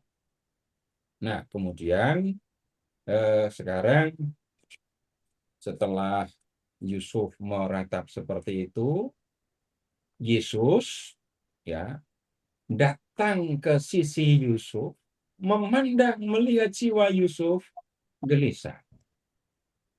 Nah, kemudian Yesus berbicara kepada Yusuf. Salam ayahku Yusuf, engkau orang yang saleh. Bagaimana keadaanmu? Dan Yusuf menjawab, salam anakku yang terkasih.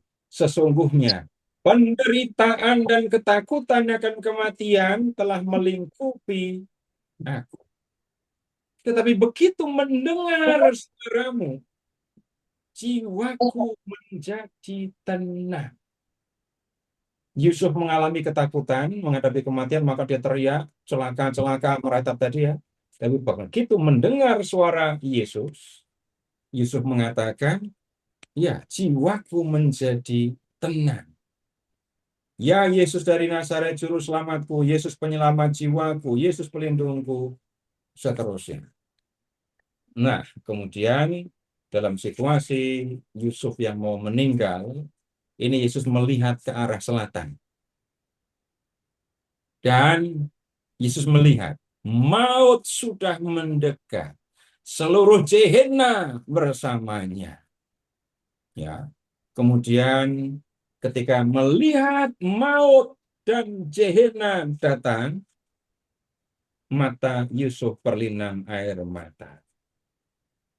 Kemudian Yusuf mengalami ketakutan melihat maut. Lalu Yesus mengusir maut dan seluruh pasukan pelayan yang menyertainya. Ya, mengusir maut. Kemudian, apa yang dilakukan Yesus selanjutnya? Karena itu, Mikael dan Gabriel datang kepada jiwa Yusuf, lalu mengambilnya dan membungkusnya dengan kain yang bercahaya. Para malaikat melindungi jiwanya dari setan-setan kegelapan yang menghalangi jalannya dan memuji Allah sampai mereka mengantarkannya ke tempat kediaman orang-orang saleh.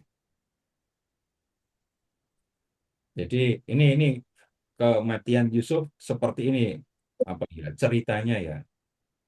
Yusuf sudah mengerjakan tugasnya ketika umur 111. Tunggu dulu. Kalau sebentar, Yusuf menjadi suami Maria umur 90. Kemudian Yusuf meninggal umur 111. Ya, itu berarti Yusuf melindungi Maria selama berapa tahun ini? 21. 21. Waktu itu Tuhan Yesus umur berapa? 21. Maria mengandung, Oh iya, melahirkan. dari 20 berarti 20 lah. 20 lah.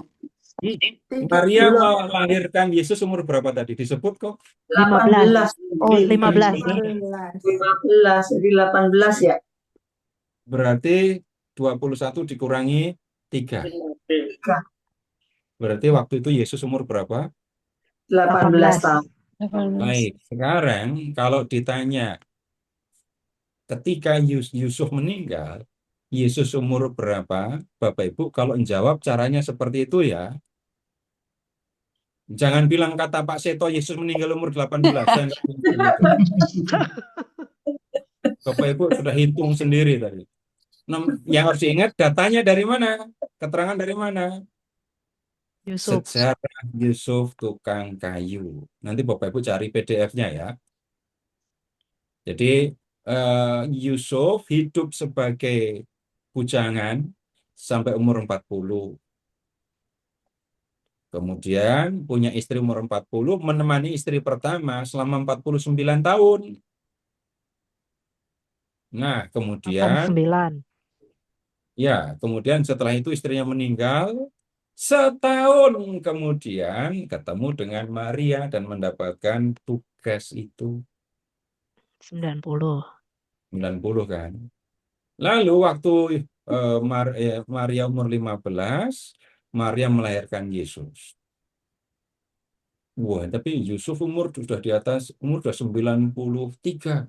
Tapi masih kuat. Masih sehat. Ingat ya, sampai umur itu, Yusuf belum pakai kacamata tuh. Matanya nggak kabur, itu kan sama dengan nggak pakai kacamata kan.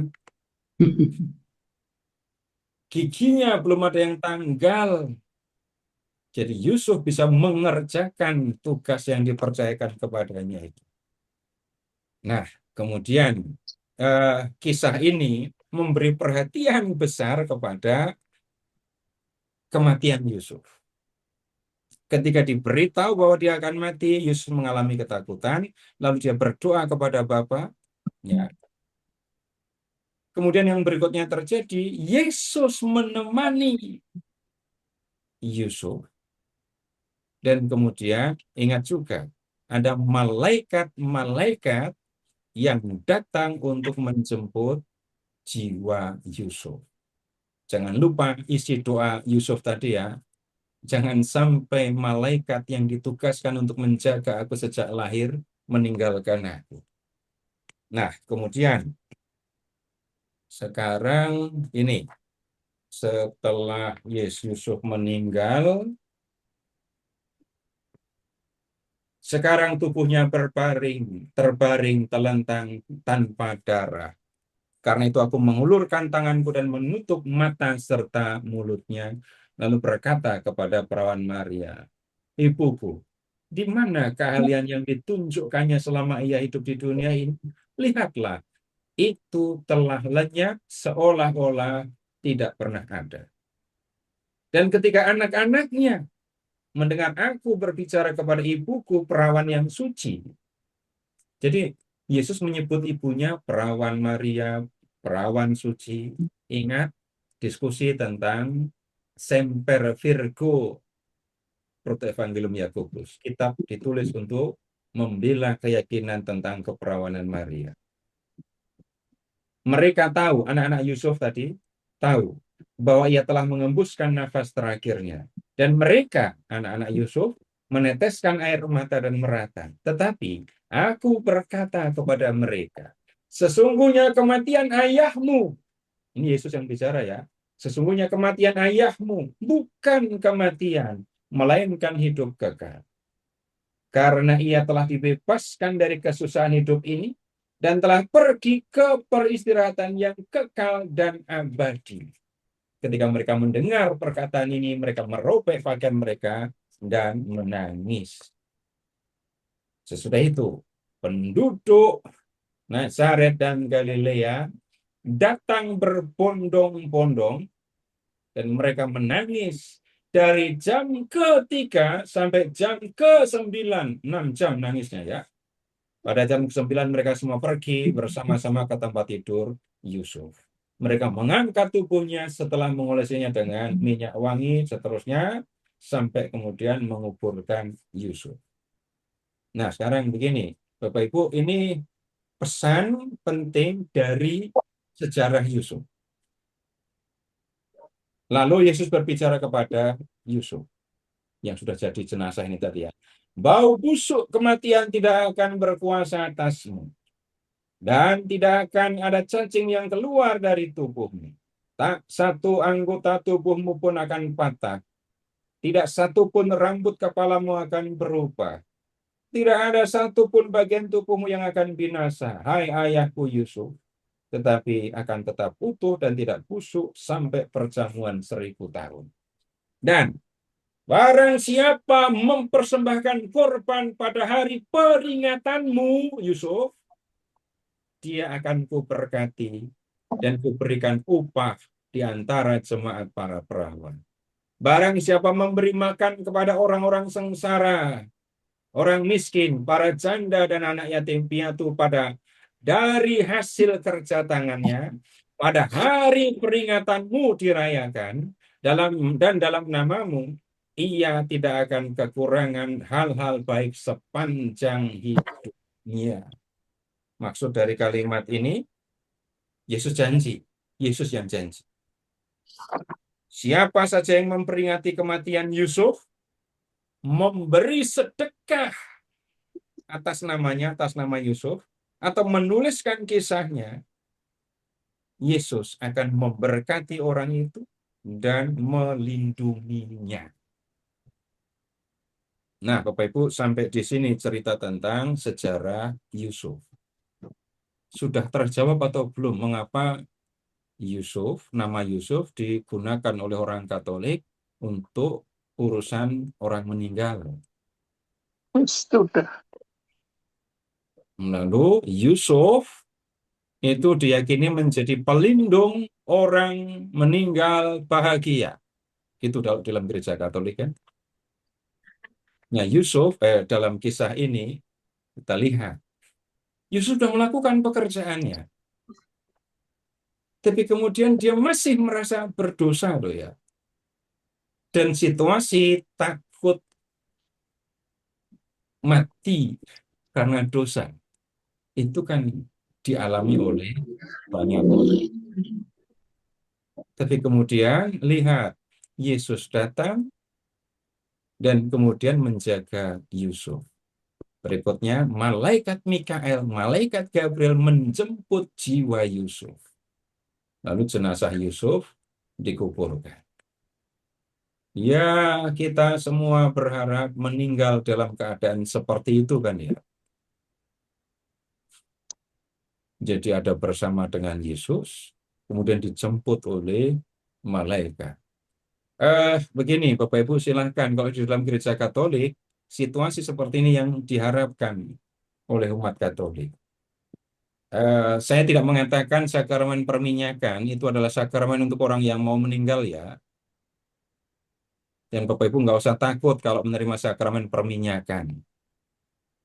Tapi kemudian saya mengajak Bapak Ibu untuk memperhatikan di dalam sakramen perminyakan itu kan orang diajak untuk memandang Yesus, untuk menyatukan sakitnya dengan sakit yang dialami oleh Tuhan Yesus di kayu salib. Kemudian memang ya dalam penerimaan sakramen perminyakan ada viatikum, bekal perjalanan komuni. Ya. Tetapi komuni itu justru menjadi tanda wujud yang sangat jelas Tuhan Yesus menyertai, menemani orang yang mau meninggal. Sehingga nggak ada yang perlu ditakutkan. Atau Bapak Ibu ada yang pengen nggak mati? Mau pengen nggak pengen tetap aja akan tiba waktunya. Bukan hanya kepada orang dewasa, Bapak Ibu, saya bicara tentang meninggal. Kepada anak-anak pun saya sudah bicara. Bukan karena mereka harus segera mati, sama sekali bukan. Tapi ada proses kehidupan yang harus dijalani. Ada proses yang harus dilewati. Ya, saya bisa bertanya begini, kamu pernah nggak lihat, tahu, dengar berita ada adik bayi masih di kandungan sudah meninggal? Ada yang pernah dengar? Ya, ya. Enggak, ada bayi yang baru lahir, belum lama ya, masih bayi, meninggal. Ada nggak yang masih SD sudah meninggal? Ada. Ada. Jadi kematian bisa datang kapan saja. Dan kemudian Bapak Ibu, kita semua di dalam gereja Katolik diingatkan supaya membaptis anak-anak waktu masih bayi kan. Baptis bayi, enggak usah bingung dengan macam-macam hal yang dengan mengatakan anak ini kan belum mengerti apa-apa. Anak ini harus punya kebebasan untuk menentukan sendiri. Tunggu, Bapak Ibu, saya tidak seksis, tapi kalimat model kayak gini biasanya keluar dari mulut laki-laki atau perempuan, dari mulut Bapak atau Ibu? Bapak, Bapak. Bapak jelas Pak. Kenapa kok begitu? Tidak satu orang ibu pun akan bertanya kepada anaknya, kamu mau netek mama atau mau netek sapi, gitu kan ya? Ya, nggak mungkin tuh, Pak. Sama Nah, sapi. kalimat saya gimana tadi kalimat pertamanya? Tidak ada kan? Iya. Tidak ada. Tidak ada. Kenapa kok nggak ada? Ibu memberikan yang paling baik untuk anaknya. Ya. Ibu mengharapkan, mengusahakan, mengerjakan supaya anak yang dilahirkannya itu baik kan ya, dalam segala hal. Iya, betul. Kenapa membaptis ketika anak masih bayi? Jawabannya sama. Untuk urusan fisik saja, ibu mengurusnya luar biasa. Apalagi untuk mengurus jiwanya. Baptis secepatnya gitu kan ya. Iya. Iya. Ibu bisa nggak mengingat Bapak Ibu membaptis anak waktu anak umur berapa? 40 hari. Berapa? 40 hari. 40 hari. Iya. 6 bulan. Sebulan. Sebulan. Wah, saya termasuk yang ibu saya mengerjakannya termasuk yang paling cepat ini. 2 minggu yang gede.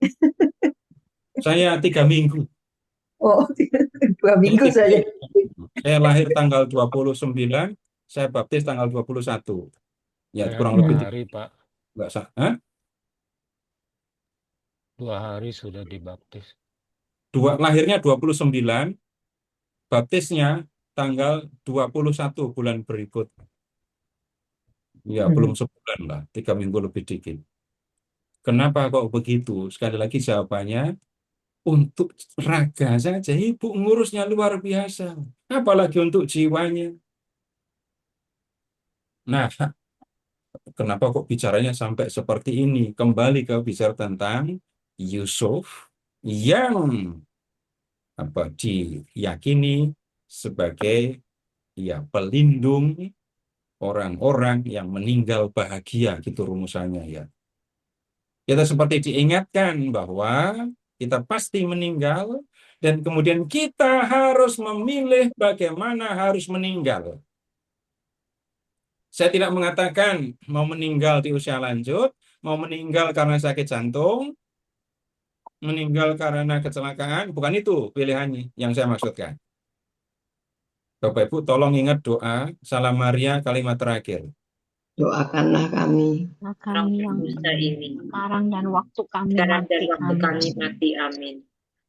Perhatikan sekarang dan waktu Waktu kami kami mati. mati. Kami mati. Kenapa waktu kami mati diperhatikan?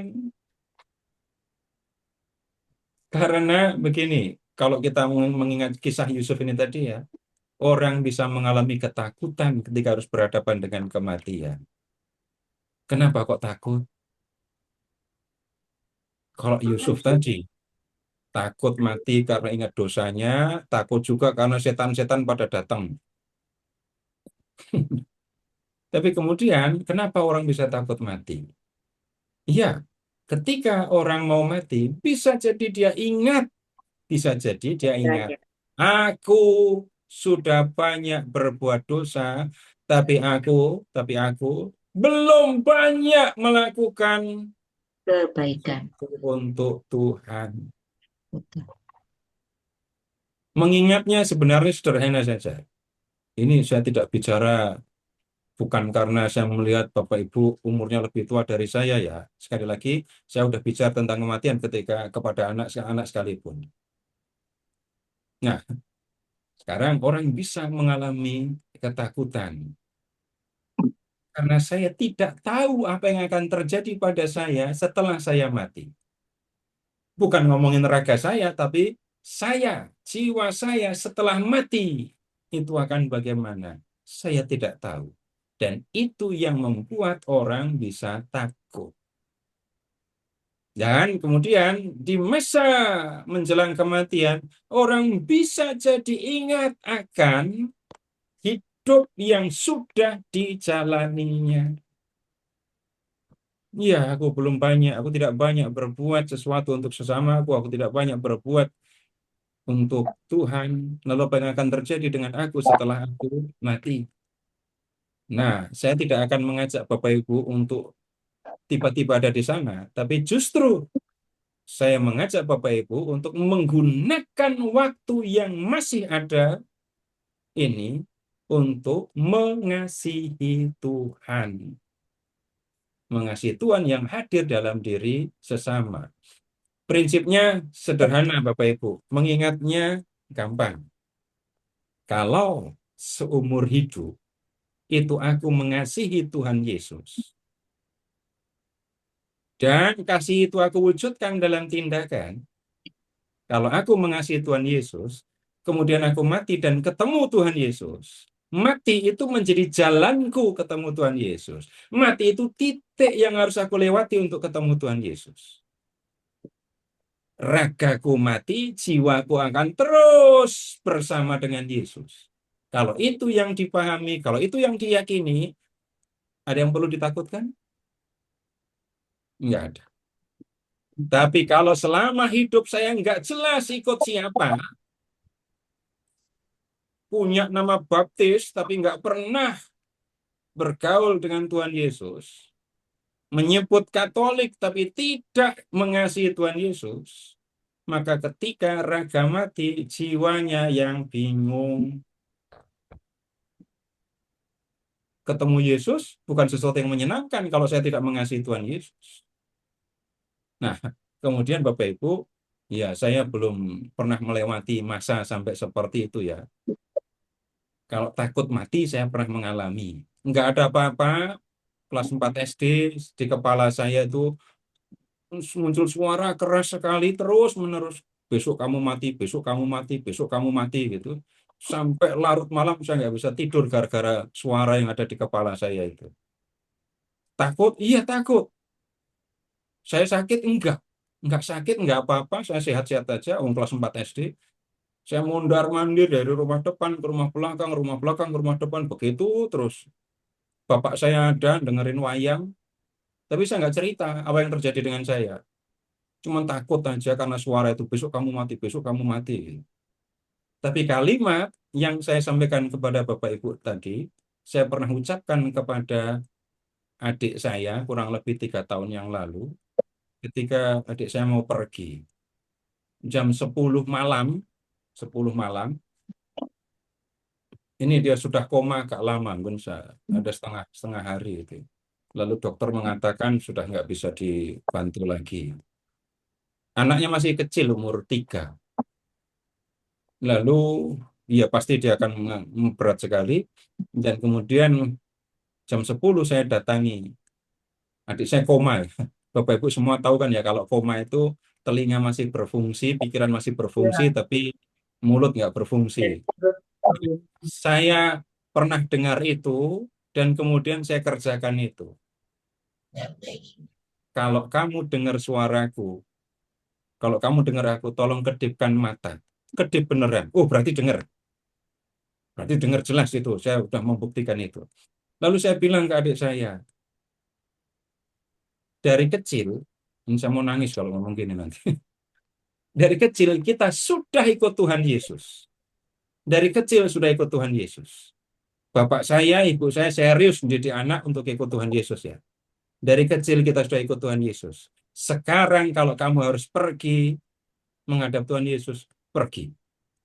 Anakmu urusanku. Jam 10 malam saya katakan itu, jam 12 malam adik saya pergi. Nah, saya tidak bicara lain-lain Bapak Ibu, hanya mengingatkan bersama-sama, termasuk mengingatkan diri saya juga loh ya, supaya diingat, diperhatikan, mati itu hanyalah langkah untuk bertemu Tuhan Yesus. Kalau seumur hidup saya mengasihi Tuhan Yesus dan mengerjakan apa yang dilakukan, yang dikehendaki Tuhan, maka ketika saya mati, berarti sesungguhnya ya, nggak ada yang perlu ditakutkan, karena saya mau ketemu Tuhan Yesus. Kalau sekarang saya belum sadar itu, ya mulailah disadari. Bapak Ibu, saya bicara yang saya amati, yang saya lihat ya. Ada orang yang sebenarnya secara fisik sudah nggak sehat. Kalau orang kasar ngomongnya, orang udah mau mati karena sakit, itu belum tentu bisa pasrah kepada Tuhan, belum tentu dia bergaul dengan Tuhan loh ya. Sudah mau mati masih sombong, bisa apa enggak? Gimana caranya? Mau, bisa sombong. Orang sombong itu wujudnya beda-beda. Kalau memang dia rendah hati dan dia tahu mau pergi, umurnya nggak panjang lagi, dia tahu kepada siapa dia bersalah kan? Iya. Dan kemudian ada salah serius yang saya lakukan. Harusnya saya ngapain? Minta maaf. Minta maaf. Mau separah apapun. Karena saya yang mau pergi. Iya. Tapi bisa orang tidak mau minta maaf? Bisa. Masih bisa marah-marah dalam situasi kayak gitu? Masih. Nggak bisa ngomong, nggak apa-apa, ada WA. Oh, marah pakai WA. Umur sudah nggak panjang, fisik sudah nggak sehat. Kalau bahasa kasar itu tadi, sudah mau mati aja masih bertingkah. Perilakunya nggak benar. Jangan nunggu seperti itu. Ini saya bukan memberi nasihat kepada orang tua, tapi saya berbagi apa yang saya pahami, apa yang saya pelajari. Gitu ya. Mendingan selama masih sehat, gunakan waktu yang ada untuk mengasihi Tuhan. Kemudian catatan Bapak Ibu, akan tiba waktunya orang-orang ini di antara kita ini ya, bisa jadi harus tinggal sendirian di masa tua. Seperti ibu saya umur 82, tapi tahun terakhir itu lebih banyak sendirian dan dampaknya untuk fisiknya serius. Ibu saya fisiknya ngedrop, benar-benar turun, itu setelah adik saya yang saya cerita tadi meninggal. Langsung drastis sekali turunnya. Nah, kemudian ketika kita harus sendirian di usia lanjut, jangan kecil hati.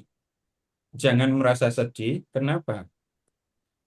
Kalau umur sudah banyak, itu masih seneng gosip apa enggak sih? Enggak. Mau gosip gimana, teman-temannya sudah pada enggak ada gitu ya. Mau gosipin siapa, teman-teman seangkatan sudah banyak yang pergi. Betul, Pak. Terus kalau mau berdoa mohon apa lagi? Apa yang belum dikasih oleh Tuhan? Enggak, selesai semua.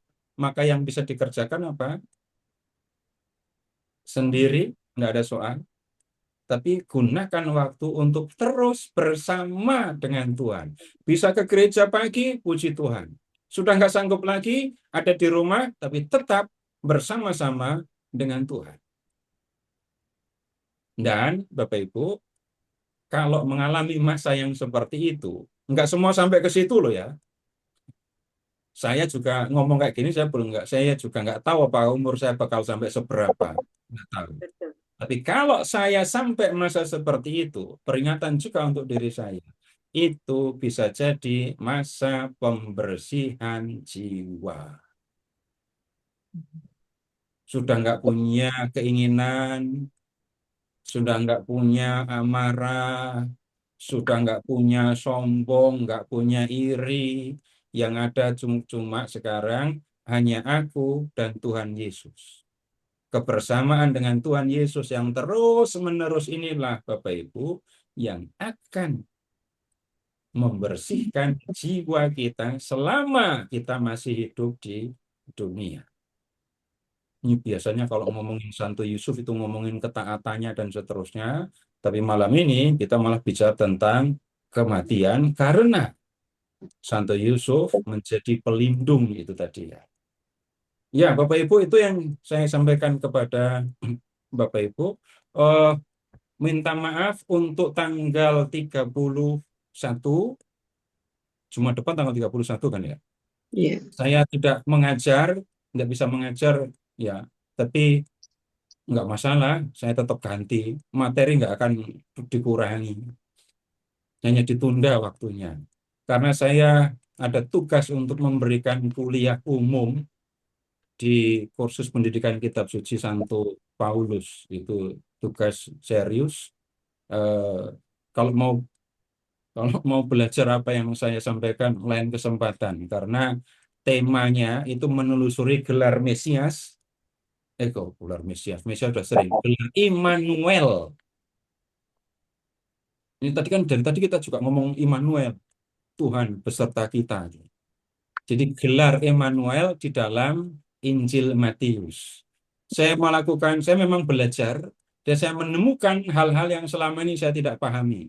Bukan karena saya membaca buku, tapi saya membaca Alkitabnya. Jadi ada hal baru yang saya temukan, lalu saya bagikan di kuliah umum. Nanti akan tiba waktunya Bapak Ibu juga belajar apa yang sudah saya sampaikan di KPKS itu. Tapi untuk pertemuan berikut nanti, kita akan belajar Yohanes Pembaptis ya. Nah, berkaitan dengan Yohanes Pembaptis, kita akan lebih banyak belajar dari Injil. Karena peran Yohanes Pembaptis itu dengan jelas kita bisa lihat di dalam Injil. Matius, Markus, Lukas itu memberikan keterangan yang sangat jelas tentang Yohanes. Jadi kedudukan Yohanes di depan Yesus itu seperti apa nanti kita akan lihat. Tentang hal ini Bapak Ibu bisa mengingat apa yang diucapkan malaikat kepada Romo Zakaria kan ya. Dia akan berjalan dalam roh dan kuasa Elia. Yohanes Pembaptis disebut Elia yang akan datang. Nah, peran Yohanes Pembaptis ya kita akan perhatikan, kita akan pelajari dari keempat Injil nanti. Jadi begitu Bapak Ibu untuk malam hari ini. Terima kasih, selamat malam, kembali ke Pak Ferry.